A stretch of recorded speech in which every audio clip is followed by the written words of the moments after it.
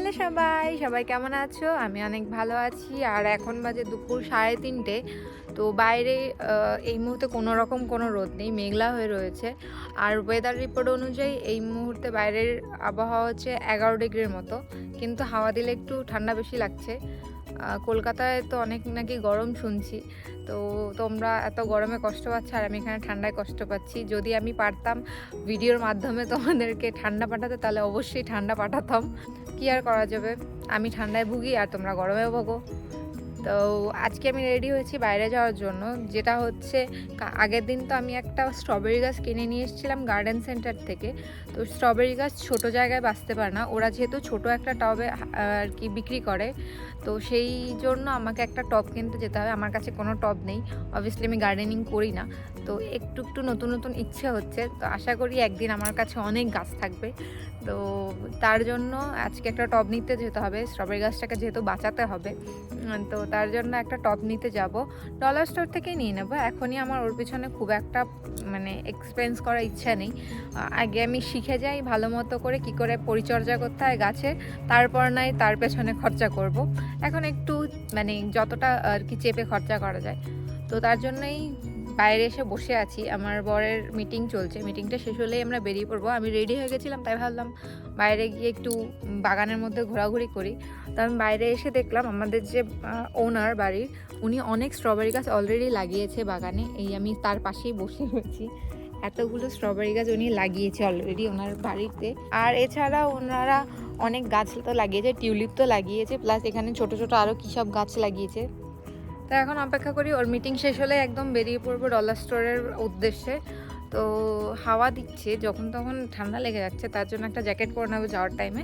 তো চলো অপেক্ষা করি, ওর হলে তারপর বেরোচ্ছি। যেহেতু ওর এখনও অফিস টাইম শেষ হয়নি, তো 15 মিনিট পর আমাকে নিয়ে বেরিয়েছে আর আধ ঘন্টা টাইম দিয়েছে, বলেছে আধ ঘন্টার পর নাকি ওর আবার মিটিং আছে। তাই বাড়ি থেকে ডিল করে নিয়েই বেরিয়েছে, যেন গিয়ে আমি দোকানের মধ্যে ঘুরঘুর না করি, যেটা লাগবে ফাটাক্সে নেবো, ফাটাক্সে আবার বাড়ি ফিরবো। তাই জলদি একদম ডলার আমার সামনেই চলে এসেছি। তো এখান থেকেই তো টপটা নেবো, আগেরবারও এখান থেকেই টপ নিয়েছিলাম। ভিতরে গিয়ে একদম গার্ডেন সেন্টারে যেতে হবে। তো ওরা আবার একটা নতুন আইল বানিয়েছে এই স্প্রিংয়ের উদ্দেশ্যে। তো সেখানে সব আর কি টবগুলো রাখা রয়েছে, যেগুলো আমি ভাবছিলাম এরকম ট্রে টাইপের নেব। তো দেখলাম এগুলো খুব একটা ভালো না, অত শক্তপোক্ত না। আর এই টবগুলো দেখে আমিও মুরগি হয়েছি, আমি ভেবেছি এগুলো নর্মাল টব। তারপর দেখলাম একটা খোলা ছিল, খোলাটা ভিতরে আবার কি একটা এরকম আর কি ডাইসের মতো ছিল। তারপর আমার বরকে জিজ্ঞেস করতে বললো এগুলোর মধ্যে বীজ অলরেডি দেওয়া আছে, সার দেওয়া আছে, শুধু বাড়িতে গিয়ে মাটিতে পুঁতে দিলেই গাছ জন্মাতে শুরু করবে। আর যে গাছের ওটার বীজ দেওয়া আছে সেটাই ওর গায়ে ছবি আঁকা আছে। এখানে আরও সব এই হাঁস মুরগি কত সব স্টিলের আর কি, এগুলো সব হচ্ছে তোমার গার্ডেনে সাজানোর জন্য। আমার তো শুধু খালি একটা টব লাগবে, তো সেটাই খুঁজছিলাম। খুঁজতে হচ্ছে এগুলো আমার চোখে বাজছিল আর আমি এখানে সময় নষ্ট করছিলাম টাইম লিমিট দেওয়া সত্ত্বেও। এগুলো হচ্ছে তোমাদের আর কি মাটিতে পুঁতে রাখলে দেখতে ভালো লাগবে, যার আর কি গার্ডেন এরিয়া সুন্দর আছে। এগুলো সব গার্ডেনে আর কি লাগানো যায় না, সবই হচ্ছে ওয়াটারপ্রুফ। কোনোটাই আর কি স্টিল ফিলের মনে হচ্ছিলো আমার আর কি, আওয়াজ যেরকম আসছিলো। প্লাস এর একটা ফ্যান লাগানো আছে, হাওয়া দিলে এরকম গোল গোল ঘুরবে। তবে এখানে একটু সময় নষ্ট করে নিচ্ছিলাম, আধ ঘন্টা যেহেতু টাইম আছেই আমার হাতে, সময় নষ্ট করতে কি সমস্যা। তারপর ঘুরতে আমি এই যে এগুলো দেখলাম, এগুলো হচ্ছে এই চারপাশে আর কি বাউন্ডারি দেওয়ার জন্য। কোনো যদি তোমার চারপাশে বাউন্ডারি দিতে হয় তোমার বাগানে, তাহলে এগুলো দিয়ে দিতে পারবে। এক একটা বাউন্ডারি $4 করে। আর তোমাদের আমি আগের দিন বলছিলাম না পাখির জন্য ঘর পাওয়া যায়, এই যে এরকম টাইপের ঘর পাওয়া যায়, যেগুলো হচ্ছে গিয়ে তুমি তোমার গাছে লাগিয়ে দিতে পারো। আমাদের বাড়ির মালিক যে ওনার, উনি তো অলরেডি গাছে লাগিয়েই রেখেছে, তাই আমার আর নেওয়ার কোনো দরকার নেই। আর এক একটা $3.75 করে পড়ছে, মোটামুটি ওই ইন্ডিয়ান রুপিসে যদি কনভার্ট করি প্রায় $250 মতো। আর এগুলো হচ্ছে খাবার দেওয়ার জন্য, পাখিদেরকে খাবার দিয়ে রাখবে, পাখিরা এসে খেয়ে নেবে। আর এগুলো দেখো কি সুন্দর না, কিউট। আর মনে হবে যে একেবারে পাখি বানিয়েছে, কুঁড়ে ঘর টাইপের। সব হচ্ছে $5 করে দাম এক একটা, তো প্রায় $300 $350 করে এক একটার দাম পড়ছে। যাই হোক, এগুলো অনেক শৌখিন জিনিস। আর এগুলো হচ্ছে আর কি বাগানের লাইট, তো যেগুলো হচ্ছে সোলারের সাহায্যে চলে। উপরে এরকম সোলার লাগানো আছে ওটার পিঠে, এটাকে নিয়ে বাগানে রেখে দিলে সারাদিন এটা সোলার চার্জ হবে দিনের আলোতে, তারপর রাতের বেলা লাইটগুলো জ্বলে উঠবে। তো এগুলো অনেকে সাজানোর জন্য আর কি নিজেদের বাগানে বিভিন্ন ডেকোরেট করে। তো এই পুরো আইলে কোথাও আমি খালি টব পেলাম না। তো এই টবের জন্য আর একটা জায়গা আর কি ওদের ওখানে জিজ্ঞেস করলাম, তো এরা এখানে খালি টবগুলো এই পাশে রেখেছে। তো যেখানে হচ্ছে বিভিন্ন ধরনের টব রয়েছে, বিভিন্ন সাইজের, চিনে মাটির থেকে শুরু করে, তারপর সিমেন্টের থেকে শুরু করে, স্টিলের থেকে শুরু করে প্লাস্টিকের, প্লাস এখানে হ্যাঙ্গিংয়ের জন্য এরকম আর কি বানানো আছে হুক টাইপের, এগুলো সব হ্যাঙ্গিংয়ের জন্য। আর এটা দেখে খুব ভালো লাগছিলো, এটা একটা কাঠের বা প্লাইউডের বলতে পারো ছিল। তো এগুলো দেখলাম অনেক ছোট ছোট, তার জন্য আমি খুঁজছি যে আমার যে সাইজটা লাগবে টবের, সেই সাইজটা আমি যেহেতু বাড়ি থেকে মেপে এসেছিলাম, এগুলো সব চিনেমাটির ছিল, আর এগুলো নিলে ভেঙে যাওয়ার চান্স অনেক বেশি। আমি তো যত্ন করে রাখতে পারবো না, হট করে হাতে আর কি টাক লাগলে ভেঙে যেতে পারে, তার জন্য প্লাস্টিকই আর কি ভালো। তো আমার গাছের জন্য 10 থেকে 12 ইঞ্চের একটা টব হলেই হতো, যেটা একটাও ছিল না। এটা ছিল 14 ইঞ্চের, এটা ছিল 8 ইঞ্চের, আর এটা ছিল 9 ইঞ্চের।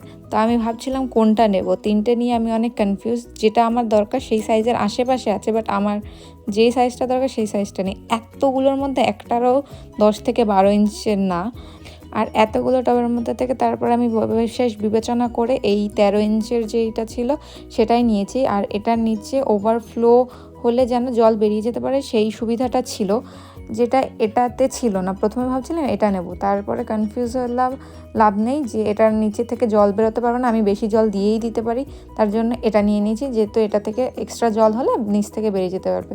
আর আমার এত বড় একটা টবও পেয়ে যাচ্ছি মাত্র $4। $4 মানে ওই 250 টাকার মতো। তো এখান থেকে যাওয়ার সময় এখানে দেখলাম যে সাইকেলিংয়ের অনেক কিছু রয়েছে, সাইকেলিং করার জন্য বা এক্সারসাইজ করার জন্য অনেক জিনিসপত্র রয়েছে। তো সেখান থেকে একটা জিনিস দেখে আমার হেবি পছন্দ হয়েছে, যেটা হচ্ছে সাইকেল কভার। এই যে এরকমভাবে তুমি সাইকেল বা স্কুটিকে কভার করে রাখতে পারবে, যেটা পুরোটাই কভার হয়ে থাকবে। আমি যেটা লাস্ট টাইম নিয়েছিলাম সেটা একটা হচ্ছে তিপ্পল টাইপের ছিল, যেটা পুরোটা কভার হচ্ছে না। তো ভাবলাম এটা একটা নিয়ে দেখি কেমন হয়। এটার দামও প্রায় ওই $4, মানে 250 টাকার কাছাকাছি পড়ছে। তো আমি এই দুটো জিনিসই নিলাম এখান থেকে। আর যেহেতু আমার কাছে টাইম লিমিট একদম সীমিত ছিল, তাই আমার এখন বিল করতে হবে, নইলে আর কি আমার বর যখন তখন খচে যেতে পারে। তো তাড়াতাড়ি বিল করে একদম দৌড়ে দৌড়ে বাড়ি যাচ্ছি, কারণ হাতে সময় খুবই কম। আজকে একটু বাজারও করার দরকার ছিল, কিন্তু বাজার করতে পারবো না, কিছু করার নেই। তারপর বাড়ি এসে প্রথমে করেছি আমার সাইকেলটাকে কভার করেছি। সাইকেলটার কভারটা একদম ঠিক মতো ফিট করেছে, খুবই ভালো হয়েছে। এবার আর ময়লা টয়লা পড়বে না, একদম খুশি খুশি। আমার $4 ওসুল হয়ে গেছে এক্ষুনি। তারপর আমি চেঞ্জ করে ডিরেক্ট চলে এসেছি আমার ঘরের মধ্যে বেসিনের সামনে, কারণ স্ট্রবেরি গাছটা চেঞ্জ করবো, এত কষ্ট করে এটার জন্য জায়গা নিয়ে এসেছি। তো এই হচ্ছে অবস্থা, এত ছোট একটা জায়গা ও বড় হতে পারবে না। তাই আমি আমার যে নতুন টবটা নিয়ে এসেছি ওর জন্য, সেই টবটার মধ্যে আর কি মাটি দিয়ে ওকে জ্যান্ত করতে হবে। তাই আমি বেসিনেই করছি, বাইরে যেহেতু ঠান্ডা, বেশিক্ষণ বাইরে থাকতেও পারবো না। যেহেতু মাটিতে সার রয়েছে দেওয়া অলরেডি, তার জন্য গ্লাভস নিয়ে নিয়েছি। আর এই মাটিটা তো আগের সেই গাছটা এক্সচেঞ্জ করার সময় কিনেছিলাম, সেই মাটিটাই ইউজ করে নেব। একটা হেভি মজার জিনিস হয়েছে, আমার যতটুকু আর কি মাটি ছিল, এই টবটা একটু বড় হয়ে গেছে। কেটা আমি ইচ্ছে করে বড় করেছি, কারণ স্ট্রবেরি গাছের যেহেতু শাখা প্রশাখা বেরোয়, তো ওটা 3-4টা একসাথে একটা টাবে লাগাতে পারি, এরকম হিসেবেই কিনেছি ইন ফিউচারের জন্য, কারণ এটা বাড়বে। তো তার জন্য কিনেছি। যতটুকু মাটি ছিল তাতে কম পড়ছে, এবার গাছ কি করে লাগাবো, গাছটা তো মরে যাবে। তাই আমি এখন ওয়েট করছি আমার বড় গাছে আর এক প্যাকেট মাটি কিনতে, তারপরে গাছটা লাগাবো। মানে অর্ধেক কাজ করে এখন বসে থাকা ছাড়া আর কোনো অপশন নেই। তো যেহেতু ওকে কাজের মাঝখানে উঠিয়ে একটা মাটি নিতে পাঠিয়েছি, ও জেদ করে একটা বড় একটা মাটির ব্যাগ নিয়ে এসছে, বলছে এটাকে শেষ করে দেখো এবার। ভালোই হয়েছে, ও রাগ করে এত বড় একটা মাটির ব্যাগ এনে দিয়েছে, আমারই সুবিধা হবে, নেক্সট টাইম আমি আরও গাছ লাগাতে পারবো। যাই হোক, ওর রাগ দিয়ে আমার কী হবে, যে আমার গাছ আমি বাঁচালেই হবে। আমি অর্ধেকের বেশি আর কি মাটি দিয়ে টবটাকে ভরে, তারপর স্ট্রবেরি গাছটাকে পুরনো টব থেকে বার করে এটার মধ্যে বসিয়ে ভালো করে চারপাশ থেকে মাটি দিয়ে আর কি ভর্তি করে দিয়েছি, একদম লাস্ট শিকড়টা যতটুকু দেখা যাচ্ছে ততখানি। তারপর এটাকে ভালো করে আর কি মাটি দিয়ে ভর্তি করে তার মধ্যে দিয়েছি জল। আর এই জলটা হচ্ছে চাল ধোয়া জল। দুপুরে যখন আমি ভাত রান্না করেছিলাম তখন ধুয়ে জলটা রেখে দিয়েছিলাম যেন গাছে দিতে পারি। তো আমি এক জায়গায় পড়েছিলাম চাল ধোয়া জল দিলে নাকি ভালো মতো আর কি প্রোটিন পায় গাছ। আর মাটি ময়েশ্চার করার জন্য আমি একদম ভোরে জল দিয়েছি। আর এটাকে এখন বাইরে গিয়ে রেখে দেবো, কারণ এতক্ষণ পর একটুখানি রোদ বেরিয়েছে। বাইরে আমি দুটো গাছটাকে নিয়ে এসেছি, ওইটা আমার ফুল গাছটা আগের সেই ডেজি ফুলটা, আর এটা হচ্ছে স্ট্রবেরি গাছটা। একটুখানি রোদ খাইয়ে নিই ওদেরকে, রোদ তো বেচারারা পাই না। তো আজকের ভিডিওতে তাহলে এই পর্যন্তই, দেখা হবে কাল একটা নতুন ভিডিওতে। ততক্ষণের জন্য সবাইকে টাটা।